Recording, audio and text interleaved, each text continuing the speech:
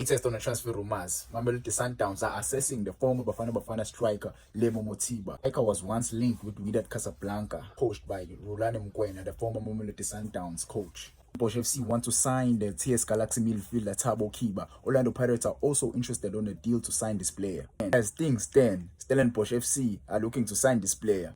United are set to loan the teenage sensation striker Nokutenda Mangezi striker to a Motope Foundation championship called Pretoria Kellys. FC want to sign another midfielder called Tapelo Mokoboti, playing for Marmo Gallants. After Jaden Adams agreed personal terms with Downs and Stellenbosch FC agreed, the deal was finalized yesterday. Makubela may be returning to Betway Premiership to join Makesi FC. Reports speculate that Christian Sile is set to join Chippa United on a loan deal.